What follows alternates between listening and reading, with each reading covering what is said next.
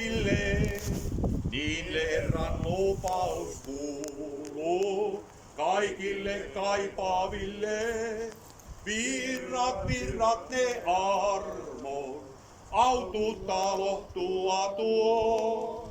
Runsaammin suo niiden tulla, jokaisen lapsesi luo. Jumalan virta nyt tulvi, taivaasta oi Jumalan, kunnes jo korpikin kukki, kauniina kuin morsian. Virrat ne armon, aututtaa lohtua tuo. Runsaammin suo niiden tulla, jokaisen lapsesi luo. Tämä kaikki sai alkunsa sellaisesta ajatuksesta joskus, että ristiltä tulee semmoinen verivirta. Mutta se ei koskaan olisi ehkä toteutunut, ellei olisi ollut täällä Tallikirkossa tämä erästä Jounia, joka innosti, että meidän pitää tänä vappuna lähteä, että ihmiset on poteroissaan, peloissaan ja kaikenlaisissa tilanteissa kotona yksin. Ja mä ajattelin, menin polville Herran eteen, että mitä Herra, mistäs minä iloksi repeäsin näille ihmisille. Ja kun mä nousin siitä polviltani, niin mulle tuli semmoinen ajatus, että Jumalan sanassa ja hänen hengessään on se ilo. Että missään ilmapalloissa, missään materiaalisessa, missään ei välttämättä sellaisessa löydy sitä iloa. Mutta se luonnollinen ilo, mikä Jumalassa tulee, se tuo meille ilo. Me jokainen tuodaan pieni Jumalan sana kohta ja se on se Jumalan sana tällä kertaa. Mä luin Raamatusta Eelistä, pappi Eelistä, joka ihmetteli, kun pieni poikainen tuli, Samuel poikainen tuli, hän luuli, että Eeli kutsuu. Ja silloin Eeli ymmärsi, että nyt Jumala kutsuu tätä poikasta. Ja siellä kotonakin joku voi olla poikanenkin vaan. Niin Jumala voi kutsua sua yöllisesti. Ja niin sanoi Eeli Samuelille, että kun vielä kuulet äänen, niin sano palvelijasi kuulee. Palvelija kuulee, Herra, kuulee, palvelija on kuullut. Amen. Seuraava. Jumala rauha teille. Haluan lukea ensimmäinen Johannes kirjeestä, ensimmäisestä luvusta muutama jake. Itse mä tulin usko monta vuotta sitten jo 70-luvulla ja mä oon kokenut, että Jumalan rakkaus ja Jumalan armo on kantanut minut tähän asti. Ja tää on hieno symboli tää verivirta tässä. Jeesuksen veri uudistaa. Mä luen täällä Raamatun pätkän teille Jeesuksen nimessä.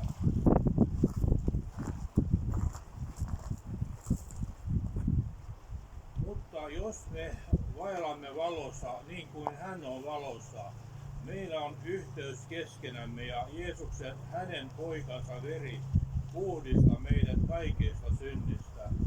Jos sanomme, ettei meillä ole syntiä, me eksytämme itsemme, eikä totuus ole meissä. Jos me tunnustamme syntimme, niin Jumala, joka on uskollinen ja vanhurskas, antaa meille synnit anteeksi ja puhdistaa meidät kaikesta vääryydestä. Aamen.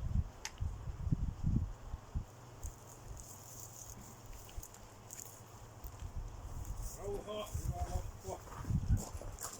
Kaikki olemme syntiä tehneet ja Jumalan kirkkausta vaille. Jeesus ristin kuolemallaan verensä vuodattaen on lunastanut meidän kaikki synnit, että saamme armossa vaeltaa. Samalla hän on korottanut meidän isämme, taivaallisen isän, maapallon luojan nimen ja oman nimensä kirkastanut. Ja hän elää meissä Jumalan sanan ja pyhän hengen kautta. Olkaa siunattu.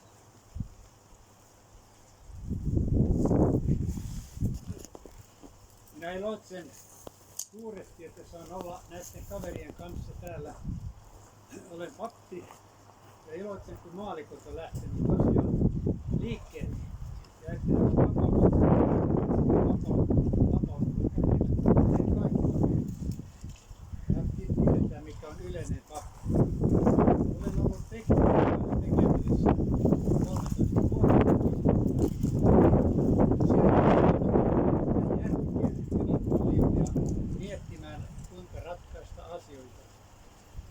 sitten sain ymmärtää, se oli hyvin rasittava. Monta kertaa on. Kuinka pärjätä, kuinka toimia. Sitten tulee tämmöinen Jumalan sana, että turvaa Herran. Äläkä nojaudu omaan ymmärrykseen. Tunne hänet kaikilla teoissa, niin hän sinun polkusi asuu. Tämä saa niin sydämellä niin levätä tässä. Ei hätää. Kyllä Jumala tietää. Siunasta ja hyvää lopusta.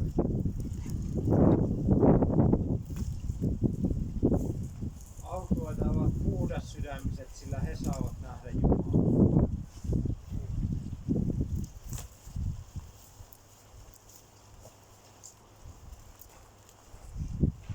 Luen Johanneksen evankeliumista 14. luvusta. Ja minä olen rukoileva Isä, ja hän antaa teille toisen puolustajan olemaan teidän kanssanne iankaikkisesti. Totuuden hengen, jota maailma ei voi ottaa vastaan, koska se ei näe häntä, eikä tunne häntä, mutta te tunnette hänet, sillä hän pysyy teidän tykönänne ja on teissä. Ja on teissä oleva. Sinä päivänä te ymmärrätte, että minä olen Isässäni ja te olette minussa ja minä teissä. Siunattua vappua kaikille.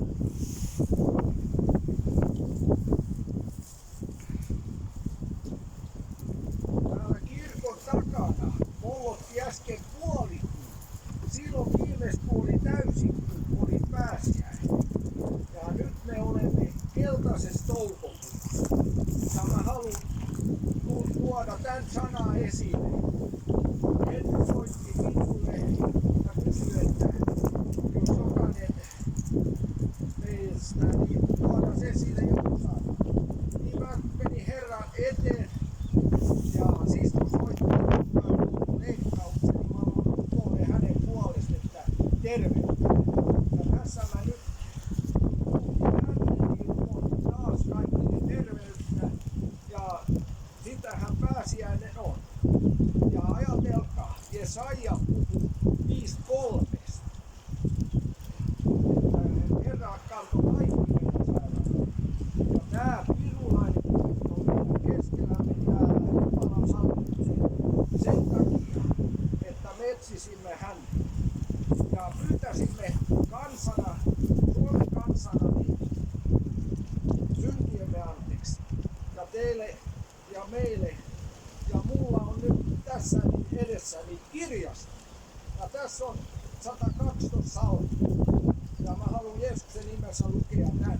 Kun Herra antoi sen mulle, kun mä olin hänen edessä. Että tää ei ole eilinen. Se on tämän päivän tuotu ja saatu Herra. 112 salmi. Jumalan pelkäväiset on. Halleluja! Autua se mies, joka Herra pelkää, ja suuresti halaja hänen käskyjänsä. Hänen jälkeläisensä tulevat voimallisiksi maassa, oikeamielisten suku tulee siunatuksi, varallisuus ja rikkaus on hänen huonessansa, ja hänen vanhuskautensa pysyy iankaikkisesti. Oikeamielisille koittaa pimeydessä valkeus, armollinen laupias ja vanhuskas. Hyvin käy sen miehen, joka on laupias, antaa Herran, antaa lainaksi, joka hoitaa asiansa oikeuden mukaan. Sillä ei hän ikinä horju. Vanhuskas säilyy ikuisessa muistossa. Ei hän pelkää pahaa sanomaa. Hänen sydämensä on vahva, sillä hän turvaa Herran. Hänen sydämensä on luja ja peloton, kunnes hän vihdoin ilolla katselee ahdistajia. Hän on runsakätinen ja antaa köyhille. Hänen vanhuskautensa pysyy iankaikkisesti. Hänen sarmensa kohoaa kunniassa. Jumalaton näkee sen ja närkästä ja kiristelee hampaita ja pakahtuu. Jumalattomien halut raukeavat tyhjiin. Ja tän, onko Daavid kirjoittanut tän? Ja Raamattu puhuu sydämen ympärileikkauksesta. Se on siitä, kun Daavidilla oli. Nyt Jumala ja maailma länsimaissa ja pohjoismaissa pilkata Jumalaa. Ajatelkaa. ajatelkaa, savi nousee savevalaja vastaan ja höpöttää kaikenlaista ja tuovat kaikenlaista, kun ne ovat hylänneet. Ja te näette kaikki nyt, koko Suomen kansa, lähes tulkoni seura pahaa. Ja Jeesus sanoi, että pieni osa vaan tulee löytämään Herran. Ja löytämään sen, koska tie on kapea. Mutta tämä ympärileikkaus, se on sitä, kun Jeesus monta kertaa mainitsi Daavid. Ajatelkaa, Daavid oli samanlainen mies niin kuin Eliaskin me. Mutta hän kun näki jonkun pilkkaa, hän ei säikähtänyt. 12-vuotiaana oli siinä heti valmis menemään tätä vastaan Herran Seebaatin nimessä. Ja hän meni ja saavutti voiton. Hän täytti. Ja se oli alkuna Golgata. Ja ajattele, Jeesus syntyi Daavidin suuhun. Kiitos taivaan Isä, että olet meidän lähellä nyt tässä. Ja mä haluan vielä siunata meidän tässä nyt. Kiitos taivaan Isä, että saamme lähestyä sinua. Anna meille samaa ympärileikkaus kuin Daavidilla oli. Että se oli, kun hän ei pelkännyt pilkkaja, nousi sinua vastaan. Kiitos taivaan Isä, että anna voimasi nyt virrata meihin. Anna se sama voima, että saamme mennä paha vasta Herran Seebaatin nimessä. Ja rohkeasti mennään. Kiitos Isä, että kuulet meitä. Ja siunat meidän päivämme ja me saadaan kaikki olla siunattu.